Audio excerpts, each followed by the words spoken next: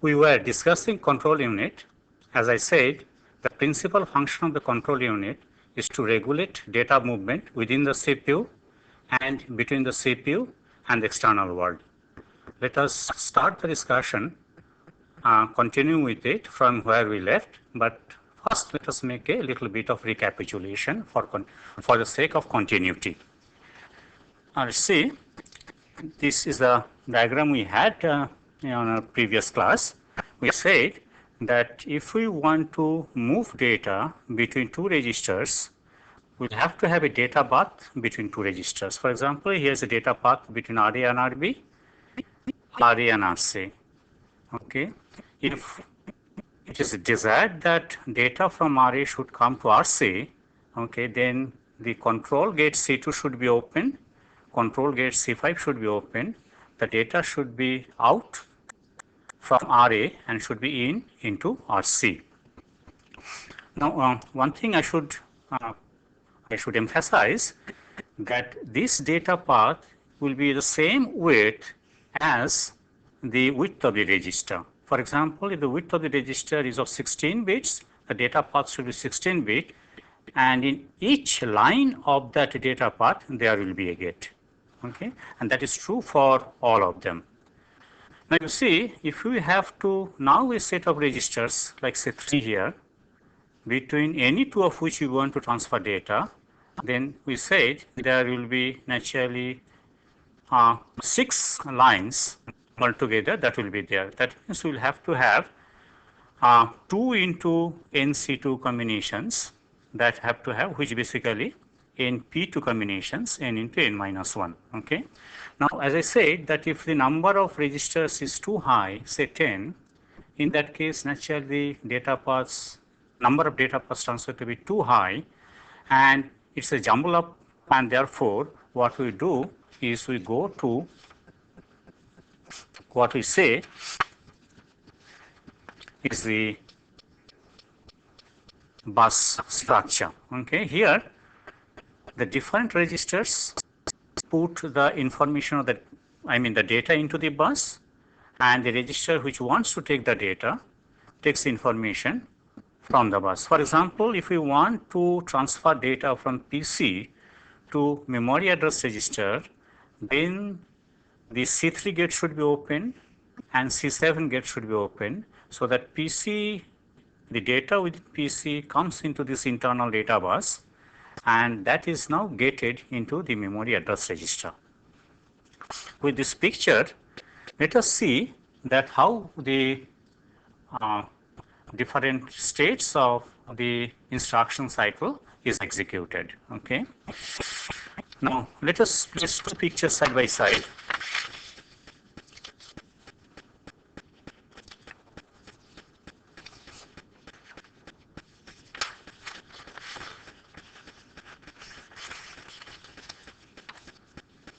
See the situation. In the case of an instruction fetch, okay, say that we want to have that instruction fetch cycle. Now, if we have to have that instruction fetch cycle, you see that the first thing that one has to do is that content of program counter should come to memory address register, okay, because the program counter is now pointing to the instruction that will be executed next, and that instruction has to be fetched. Okay, that instruction has to be read. Okay, here what we have done is that we have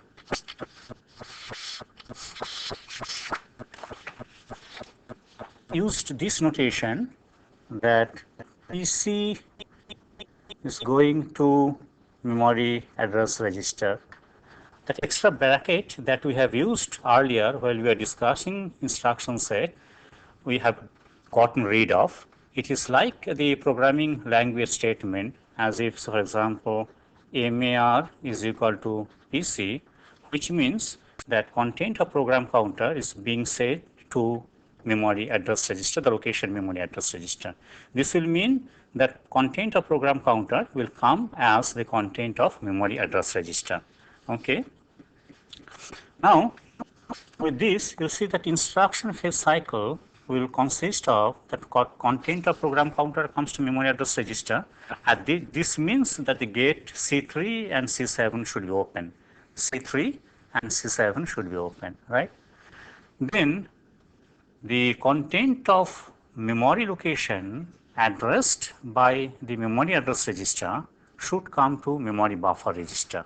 Okay, this we have shown it this way, that content of memory location pointed to by MER, memory address register, will come to MBR, memory buffer register. Now, this needs a memory access, okay, which means that address will be thrown, data will come, and then once the data is ready, then that memory buffer register is, content of memory buffer registers is sent to instruction register. For that, we need the C9 and C1 gate to be open. That means C9 and the gate C1 has to be open. That MBR comes through that internal bus, it comes to the instruction register. Okay.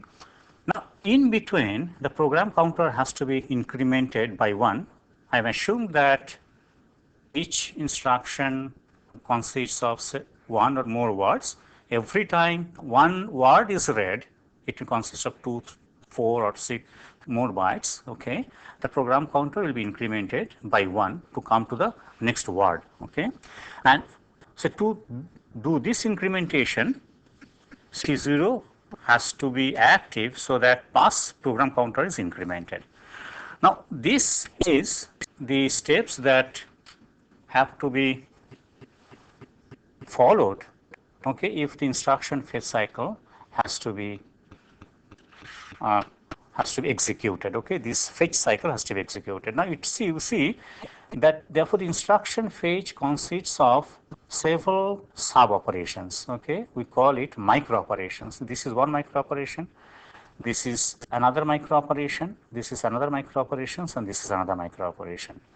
Now, this operation, as I said, that since it needs memory access, memory read, will involve something more which will come after some time. Okay. Now, let's take another example. Say we want to have a direct addressing. Let us take an example in terms of a concrete instruction. Okay. Let's say I want to move information, so the location data to R3. That is a direct addressing mode, and this is a register addressing mode. Okay, let's assume that this instructions is translated into 2 words. One is that instruction word which contains to move the register R3, and this means that memory direct addressing is involved, and the direct address is kept in the next word. Okay, this is the address for the data. Now, let's see what are the micro steps that is involved here. Now, since this is an instruction fetch has to be done, which means this instruction fetch micro operations will be first executed T1 at time T1, T2, T3. Okay, these I am marking as time instant T1, T2, and T3. Okay, now after that, once the instruction is available at instruction register, okay, that instruction is now instruction register content is decoded, and noting that there is a memory direct address involved, by looking at this M, the central processing unit will go through a cycle which we call the source cycle. Okay, source cycle. Here, the source cycle will consist of, once more, several micro operations. The micro operations will be that program counter now will be sent to memory address register once more, because when this instruction has been fetched, okay, the program counter is now pointing over to the data address, this. Therefore, if I send the program counter content as memory address register content, basically memory address registers is pointing to the memory location where the data address is there. Okay.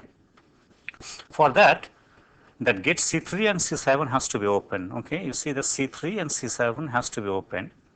And once more, a memory access, a memory read is involved, which tells that memory location addressed by memory address register, content of it will come to memory buffer register.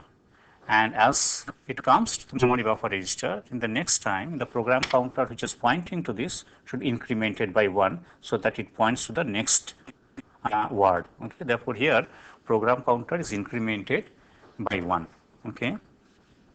Now, and once you have the data here, okay, in the MBR, that MBR will come, content of MBR will be sent to R3 so that this instructions is executed. We can tell that as if it is an execution cycle. Okay. Now, mark here one thing, that to execute this instruction, therefore, first that instruction fetch cycle has to be executed, then a source cycle has to be executed, okay, and then that execution cycle has to be completed. Now, since that execution simply consists of transferring the content of memory buffer register to R3 and no memory access is involved, this can be accomplished immediately after that data at MBR is available.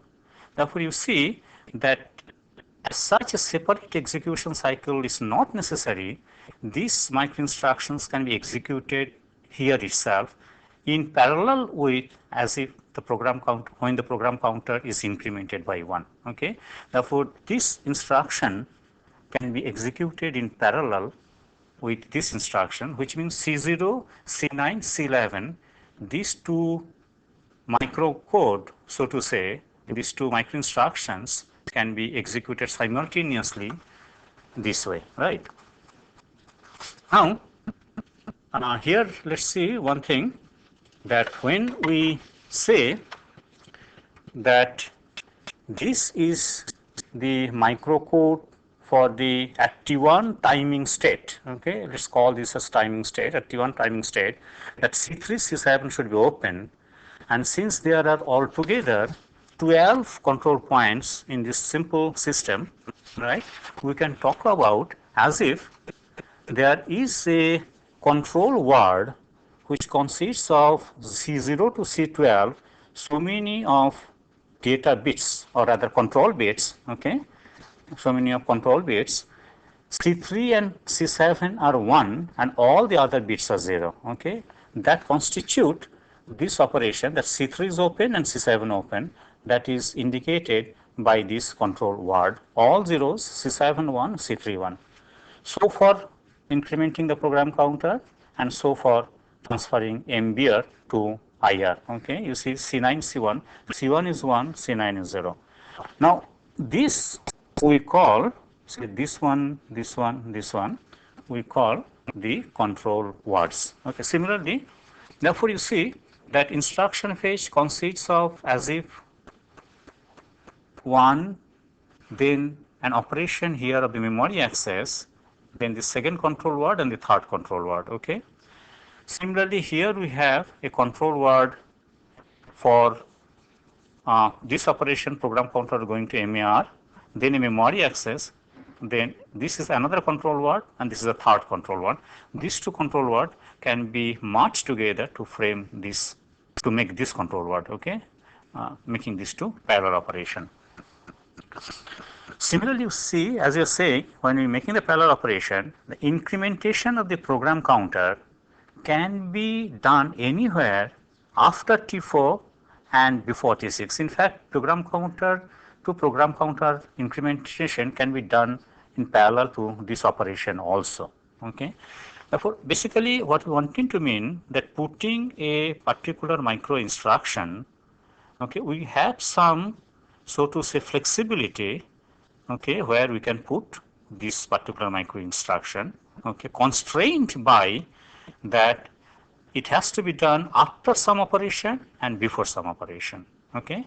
Another point, let me repeat that when a memory access is not involved, the execution, for execution, we need not go for a separate cycle altogether.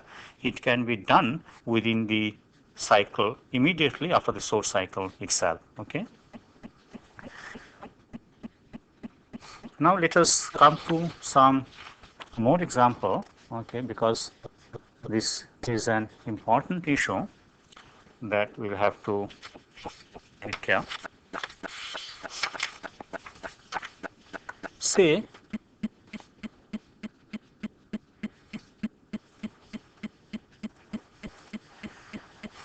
this is another example I have taken, that register indirect addressing. Let us see what is the situation here in the case of a register indirect addressing. We have taken an example, say add bracketed R2, that means register indirect addressing with R2, and the destination is register indirect addressing with R5, that which means the memory location pointed to by R2 should be fetched, okay. Then it should be added with the content of the memory location pointed to by R5, and the result should be contained in R5 as per our convention of these two address instruction that we are having. The instruction word is this, okay, add R5 and R2 in assembly language, okay. Now once more you see the first thing that for executing of this instruction that has to be done is that instruction fetch, okay. But after the instruction fetch is over, then the source, it enters the source cycle. In the source cycle, say at the T4 time instant or timing state, that R2, content of R2 should go to memory address register, okay. Let us see, the content of R2 should go to the memory address register, which means that gate C10 has to be open and gate C7 has to be open. Now as I said that we have put only two lines, one from here and another from the bus to the register bank. We say that this is, we have done it because we said that so the register bank is concerned, transferring from any register to any register will be done by means of multiplexer that is within the register bank.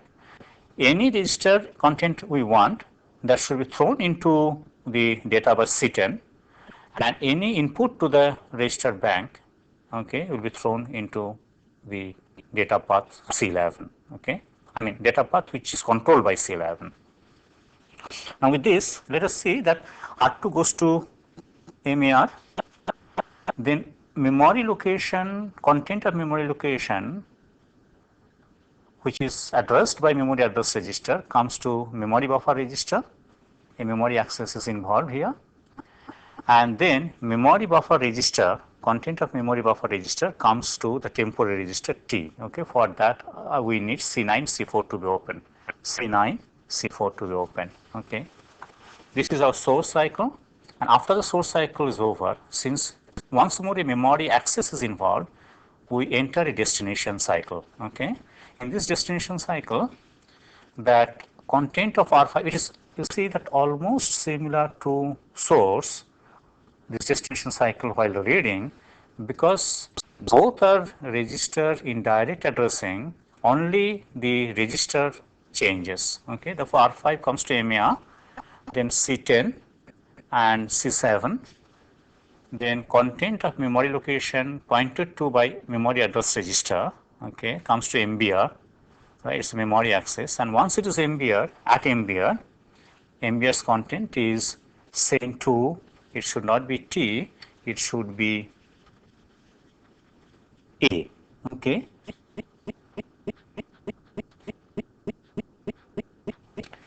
Now for that you see C9 and C5 gate has to be opened. Now once it is done, see, we enter into an execute cycle. We enter into an execute cycle because the result should go to memory location pointed to by R5, okay. Therefore one thing is that first thing that it has to do is that it should activate ALU, right. That activation of the ALU will be done here, right, by, and what ALU will do once more will be decided by the whatever is the opcode in the instruction register, that will be channeled into the ALU here, right. Then after ALU operation is over, the output is available, the ALU is sent to memory buffer register, that means C6, C8, the gate should be open, C6, C8, Okay, and then content of R5, okay, should be once more sent to the memory address register, because that contains the address of the destination, and a memory write cycle is initiated where the content of MBR is sent to the memory location pointed to by MAR. That means whose address is at MAR. Therefore, this is the execution cycle that will be followed. Therefore, you see that total number of things, total number of timing states that we have recorded, except of course at memory access, will be instruction fetch T1, T2, T3. I have not counted memory access. Okay. Then T4, so to say T5, T6. Okay. Here it's memory access. Right. Therefore, let's see, not counting T5. Similarly, T7, T8, T9, we will not count T8. Okay. Here T10, T11, T12, T13. Right, we will not counting T13 here, because you know these memory accesses will take much more time, because a protocol is involved to transfer data between the CPU and the memory. Briefly, we will discuss immediately after this example. Okay. Now, that is the total time that is necessary. Now, just compare this with the time that I need to say compute add R2, say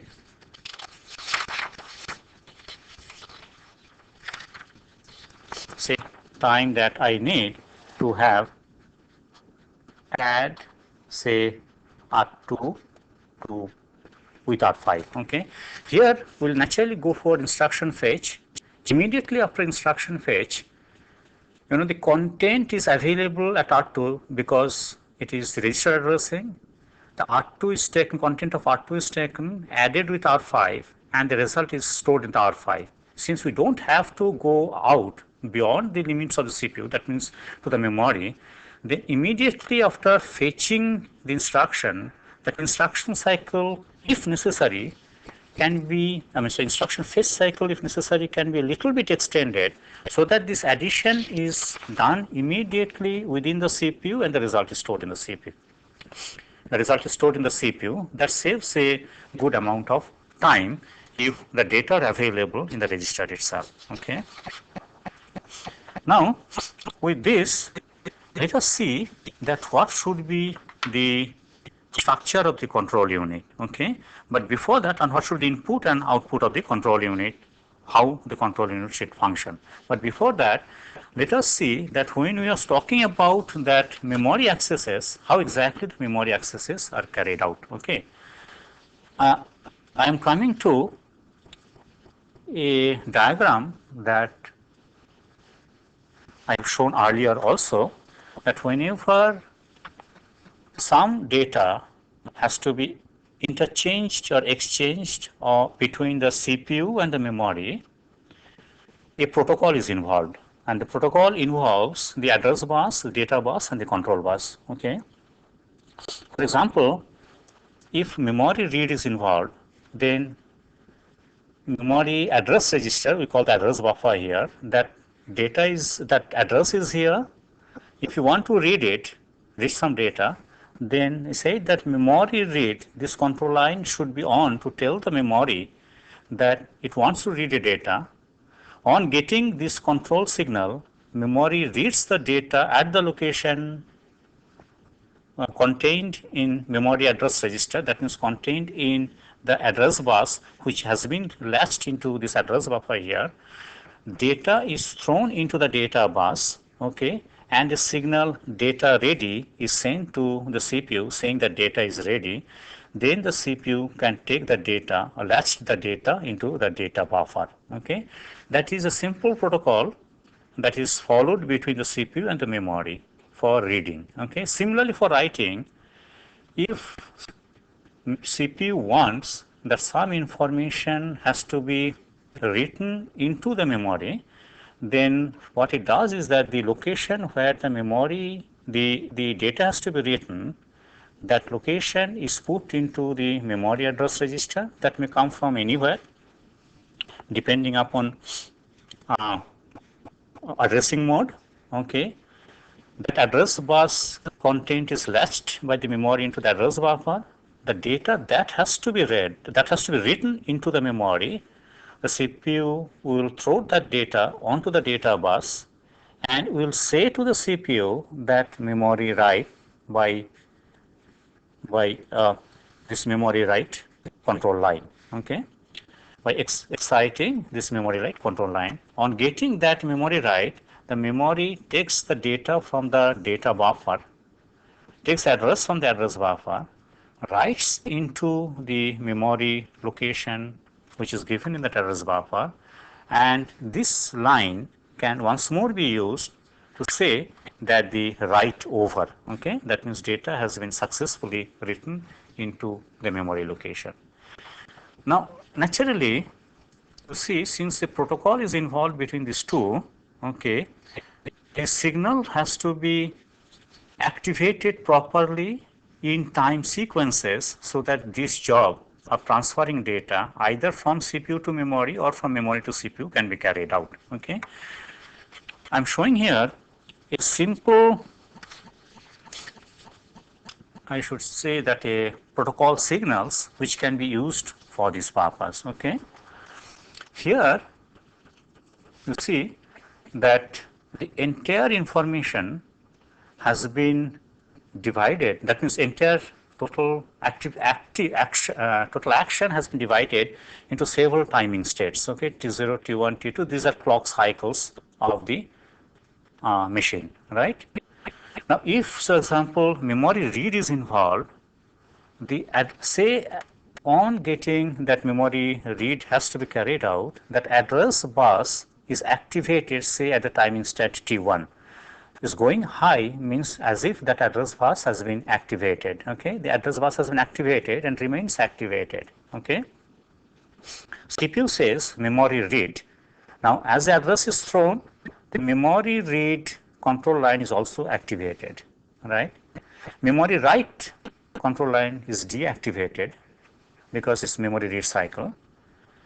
Now, on getting the address, on getting that is memory read, okay, the memory after some time instance, okay, will respond with the data on the data bus. Some time is involved because the memory has to go through the entire process of collecting the data from that address location and then throwing the data into the data bus. That is, for example, after T2, T1 time, we do not exactly know that how many such timing states may be involved. Say after T2 at the tkth timing state, the data has become available.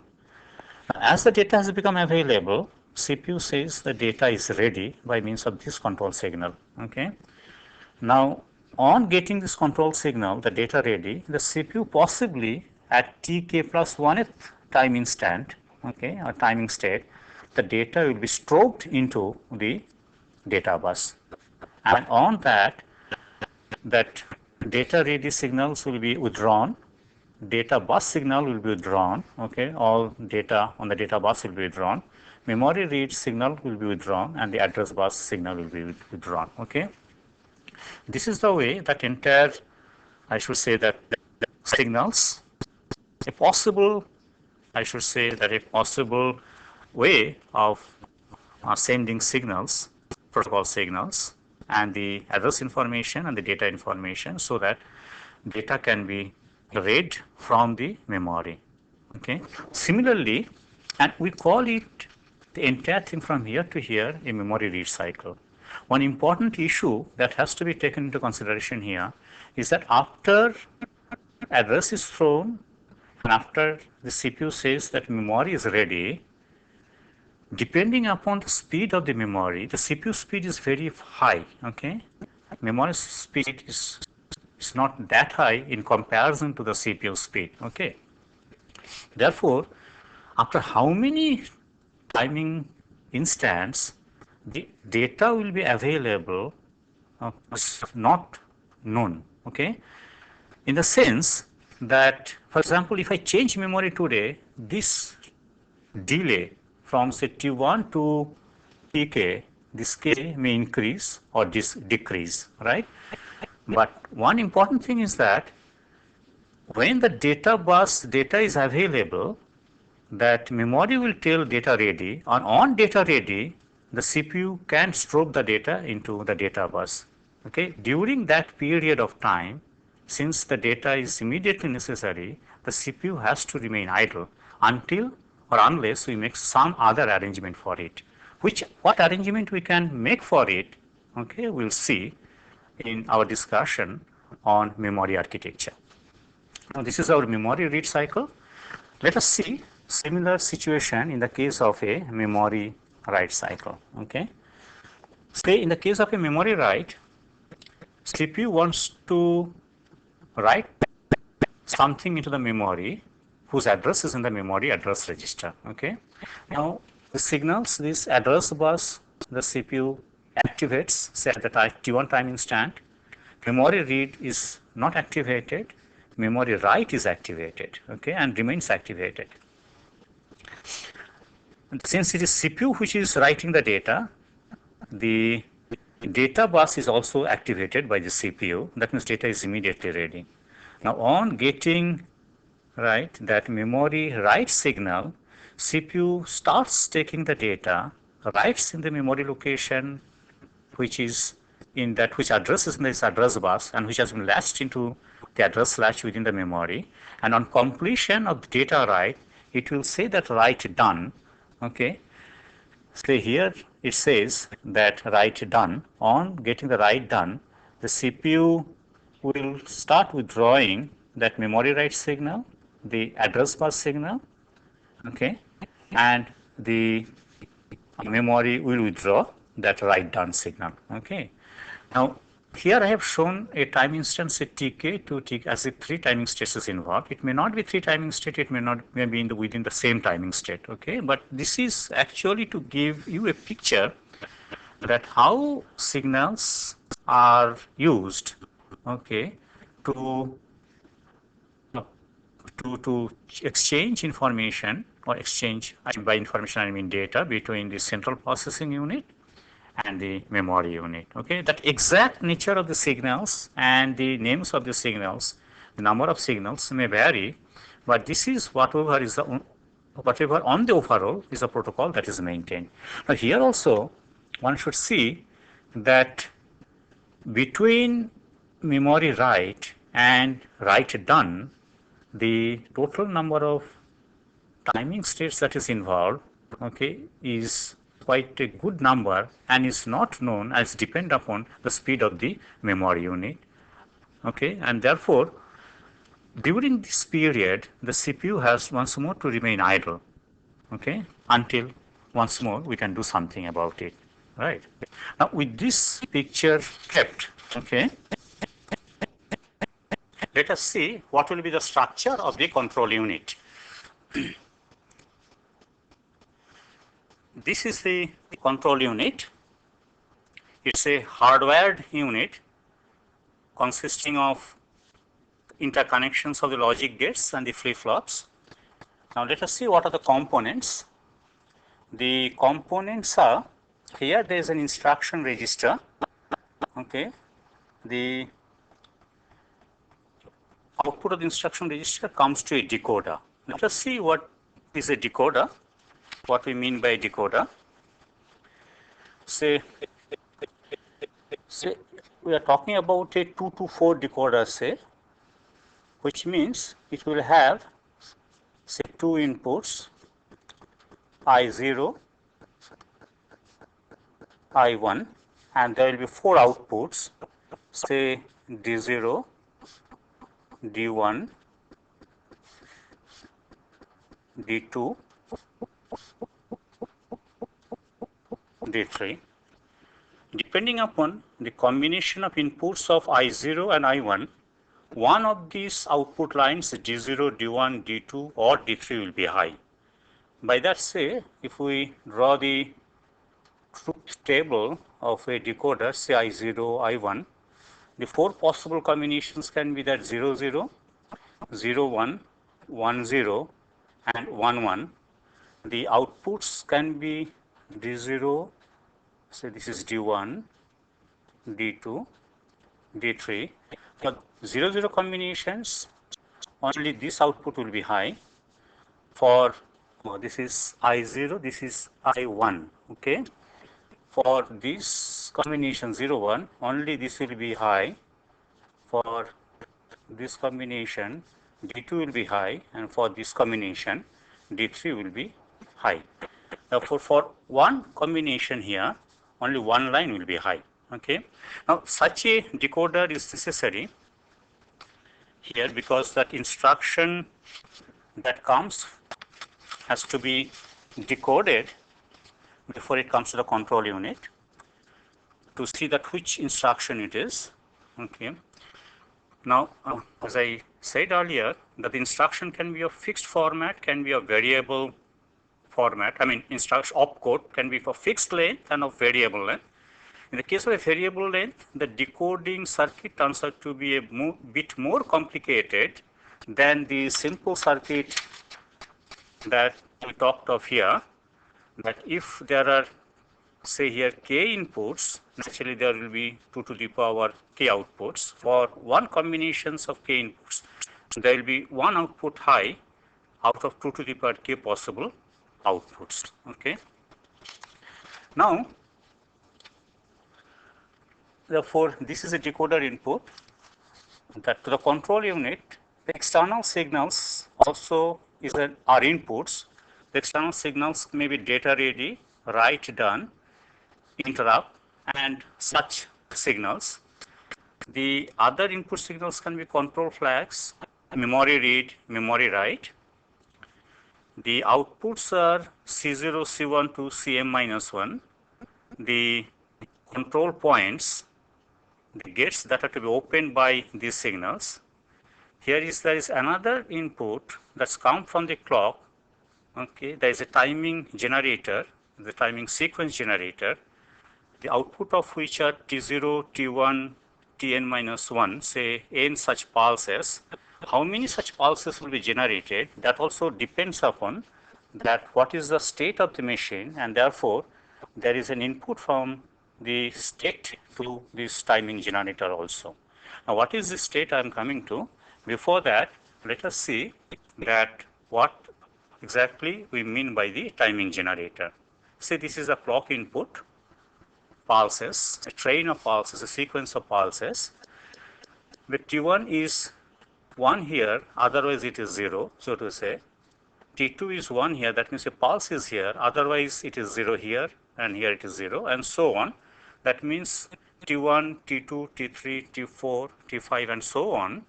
It comes in consecutive clock periods. Okay. Now let us come to what we mean by the state. Now, as you see that control unit, the signals that will be generated here will depend upon that what the machine state is. That means whether it is in a fetch state, the source state, the destination state, or say indirect state, or it may be in that interrupt state. Okay. Therefore, we keep a unit, small unit here, which represents a state. Okay. Generally, it is realized by means of flip-flops. Now, initially, it is in the fetch state. Okay. The control unit is in the fetch state. The machine instruction is fetched. It comes to the instruction register. The opcode is decoded. Depending upon what opcode it comes, one of the lines, say D0 to dp-1, I mean p such lines may be high. Okay. Now, on this line high, right, and the state, the timing generator generates the timing pulses, and at every timing pulse, C0 to Cm-1, that means M control signals are generated out of this control unit. As I said, we assume that this is a hardwired control unit. That means the entire circuit consists of interconnections of gates, logic gates, and the flip-flops. Okay. Now, once the fetch state is over, if say the instruction contains, means that a source cycle has to be entered. Okay, that means that to get the source address, to get the source address or the source operand, a memory cycle has to be initiated and data has to be read from the memory, then it enters the source state. If not, then it enters the destination state. If neither the source nor the destination cycles is needed, by cycle I mean that if neither the source nor the destinations are to be accessed from the memory, then it means that the operands are in the register, and therefore the operation can be immediately done, and the machine goes back to the phase state once more. Okay. Therefore, basically that either it enters a source state or in a destination state or in an execute state, depending upon exactly what is the instruction and what is the addressing mode of the different operands. I am assuming here that it is a source state or destination state. By that is a two address machine. If it's a single address machine, then only one machine state, I mean that memory cycle, it may enter or it may not enter any memory cycle. Okay. This is therefore is the situation or the function of this control unit. Okay. Just to make the point clear, that we say that the CPU enters separate source, destination or execute cycles or execute states if memory access is necessary. Otherwise, it just extends the previous cycle a little bit, and the job can be performed in that cycle itself. Okay. Now, with this picture, let us try to see one thing, that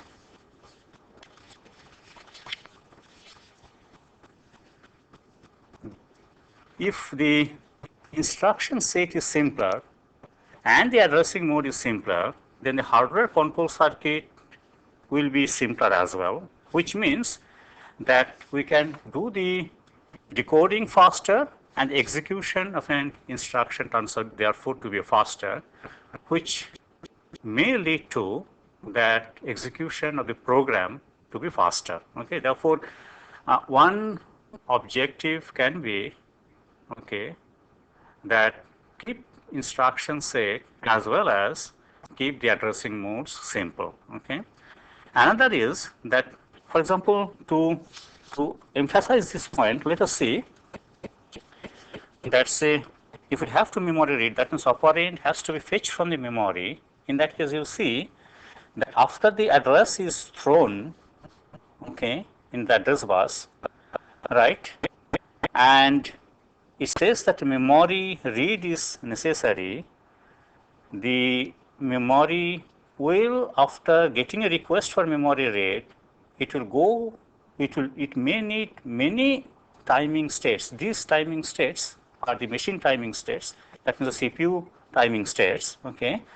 And when the data is ready, then the signal comes to the data bus and the memory informs that the data is ready. Therefore, you see that between this and this, there is a good amount of time, say from say T1, where the address has been thrown and memory request has been generated, memory read request has been generated.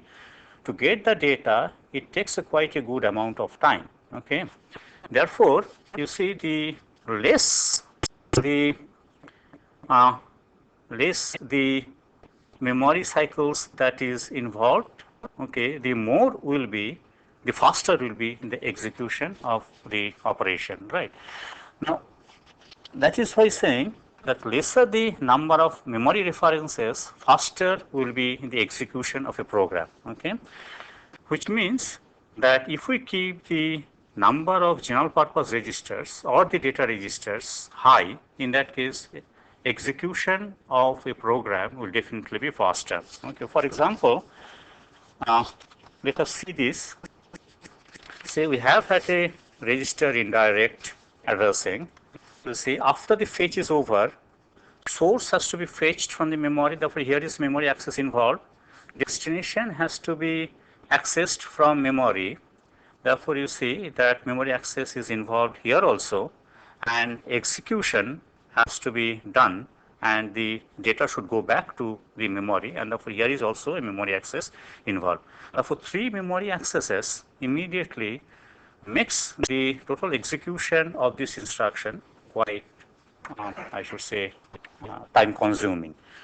Now, instead of that, if the instruction of be that add R2 to R5, where only the register addressing has been given, okay.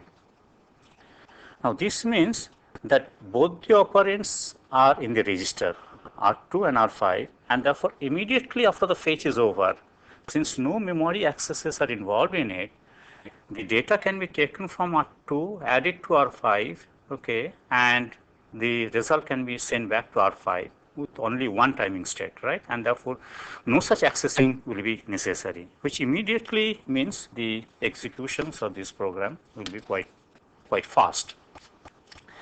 Now, one important thing that I should mention here, that in all these examples, I have assumed that it's a two-address machine.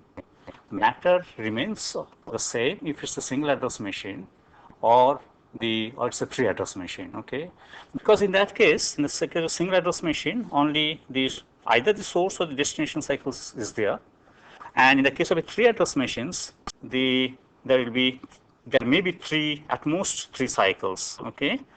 Operand 1 cycle, operand 2 cycle, and say execution cycle, where after execution of the instruction, the operand may be sent. Okay. Now, for the overall discussion that we have made, remains same, irrespective of whether it's a single address, two address, or a three address machine. Right. Now, this is what we call that hardware control unit. But one important thing that we should mention here, that during this state, that means after, say, I am reading something from the memory, after the memory read is over, since this CPU is cannot do any job before the data comes, right? The CPU has to remain in that wait state. From between this point and this point, the CPU cannot advance, okay? For that, the CPU has to go to what we call an wait state, which means under situation that when a memory read or a memory write is involved, another state the CPU has to go to, which we call that wait state. In that wait state, everything remains frozen. Say all the control signals remain 0, and it remains in that frozen state until and unless either a data ready or a write done is inputted. Okay. In that case, it comes out of that frozen state, that wait state, and the control signals starts getting generated once more. The timing sequences signals also starts getting generated once more. Another point that we should mention here, that is interrupt. As we have said, that at the end of every instruction cycle, the CPU sees whether there is any interrupt or not. If there is an interrupt, then the machine goes to that interrupt state to handle that interrupt. Okay, and how this machine handles that interrupt, we'll see later on. Therefore, this is in brief the hardware control unit, and that's all that we discussed today. We'll go to another kind of control unit, okay, in our next lecture. Thank you.